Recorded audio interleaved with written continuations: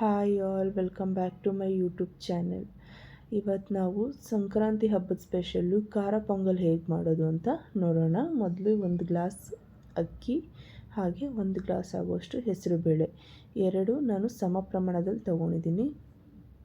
ಈಗ ಎರಡನ್ನು ಮಿಕ್ಸ್ ಮಾಡಿ ಕುಕ್ಕರ್ ಹಾಕ್ಕೊಂಡು ಅದನ್ನು ಚೆನ್ನಾಗಿ ವಾಶ್ ಮಾಡಿ ಇಟ್ಕೊಳ್ಬೇಕು.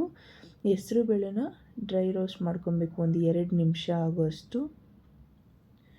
ಈಗ 2 ಗ್ಲಾಸ್ ಆಯ್ತಲ್ಲ ಅಕ್ಕಿ, 1 ಗ್ಲಾಸ್ ಬೇಳೆಗೆ ಟೋಟಲ್ 2 ಗ್ಲಾಸ್ ಆಯಿತು. ಈಗ ನಾನು ಅದಕ್ಕೆ 5 ಗ್ಲಾಸ್ ಆಗುವಷ್ಟು ನೀರು ಹಾಕ್ತಾಯಿದ್ದೀನಿ.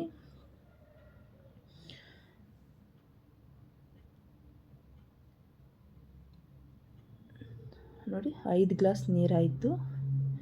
ಈಗ ಇದಕ್ಕೆ ನಾನು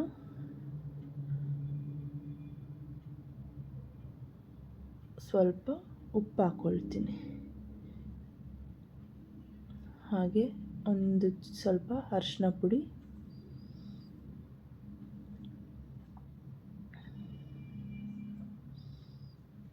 ಹಾಗೆ 1 ಸ್ಪೂನ್ ಆಗುವಷ್ಟು ತುಪ್ಪ.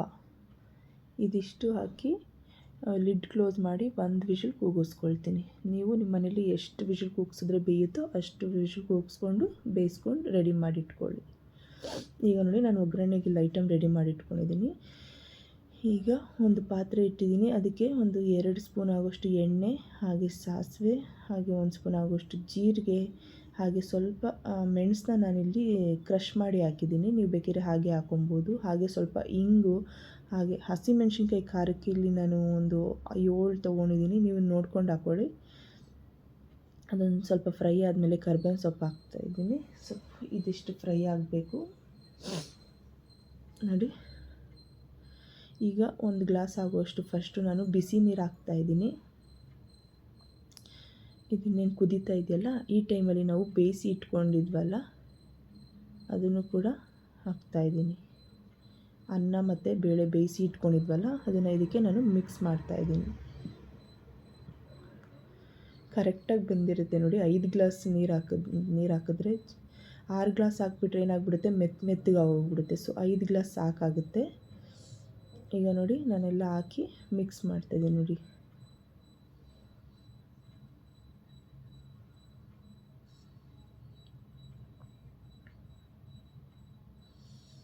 ತುಂಬ ಚೆನ್ನಾಗಿರುತ್ತೆ ಇದು. ಕಾಯಿ ಚಟ್ನಿ ಜೊತೆ ಅಂತೂ ಕಾಂಬಿನೇಷನ್ ತುಂಬ ಚೆನ್ನಾಗಿರುತ್ತೆ. ಸೊ ನೋಡಿ, ಇವಾಗ ಎಲ್ಲ ಹಾಕಿದ್ದೀನಿ. ಆವಾಗಲೇ ಬೇಯೋವಾಗ ಒಂದು ಸ್ವಲ್ಪ ಉಪ್ಪು ಹಾಕಿದ್ವಲ್ಲ, ಇವಾಗ ನೋಡ್ಕೊಂಡು ಹಾಕಿ. ಕಮ್ಮಿ ಇದ್ದರೆ ಇವಾಗ ಆ್ಯಡ್ ಮಾಡ್ಬೋದು ನೀವು. ಸೊ ನನಗೆ ಸ್ವಲ್ಪ ಕಮ್ಮಿ ಅನಿಸ್ತು, ಅದಕ್ಕೆ ಉಪ್ಪು ಇವಾಗ ಹಾಕಿದ್ದೀನಿ. ಹಾಗೆ ನೋಡಿ, 1 ಸ್ಪೂನ್ ಆಗುವಷ್ಟು ಜೀರಿಗೆ ಪೌಡರು, ಹಾಗೆ ಒಂದು 1/4 ಸ್ಪೂನ್ ಆಗುವಷ್ಟು ಮೆಣಸು ಪೌಡರು, ಇದಿಷ್ಟು ಹಾಕಿ ಚೆನ್ನಾಗಿ ಮಿಕ್ಸ್ ಮಾಡ್ತಾಯಿದ್ದೀನಿ. ಮಿಕ್ಸ್ ಮಾಡಿ ಅದು ಚೆನ್ನಾಗಿ ಕುದಿಸ್ಬೇಕು ನೀವು. ಅನ್ನನೂ ಮತ್ತು ನೀರು ಮತ್ತು ಒಗ್ಗರಣೆ ಎಲ್ಲ ಏನೇನಿದೆ ಇದೆಲ್ಲ ಒಂದಕ್ಕೊಂದು ಚೆನ್ನಾಗಿ ಬೆರಿಬೇಕು. ಈಗ ನೋಡಿ, ಕಾಯಿ ತುರಿ ನಾನಿಲ್ಲಿ ಹಸಿ ಕಾಯಿ ಹಾಕ್ತಾಯಿದ್ದೀನಿ ಖಾರ ಪೊಂಗಲ್ ಆಗಿರೋದ್ರಿಂದ. ಸೊ ನೋಡಿ, ಈಗ ಮಿಕ್ಸ್ ಮಾಡಿ ಚೆನ್ನಾಗಿ ಕುದಿಯೋದಕ್ಕೆ ಬಿಡಿ.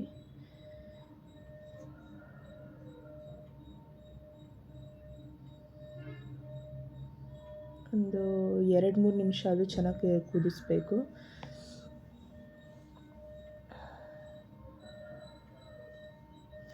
ಸಂಕ್ರಾಂತಿ ಹಬ್ಬ ಅಂದಮೇಲೆ ಪೊಂಗಲ್ ಇಲ್ಲ ಅಂತಂದರೆ ಹಬ್ಬ ಪೂರ್ಣನೇ ಅನಿಸಲ್ಲ. ಸೊ ಎಲ್ಲರೂ ಈ ರೆಸಿಪಿ ಟ್ರೈ ಮಾಡಿ, ತುಂಬ ಚೆನ್ನಾಗಿ ಬರುತ್ತೆ. ತುಂಬಾ ಸಿಂಪಲ್ಲು, ಬೇಗನೆ ಮಾಡ್ಬೋದು ಇದನ್ನು ನೀವು.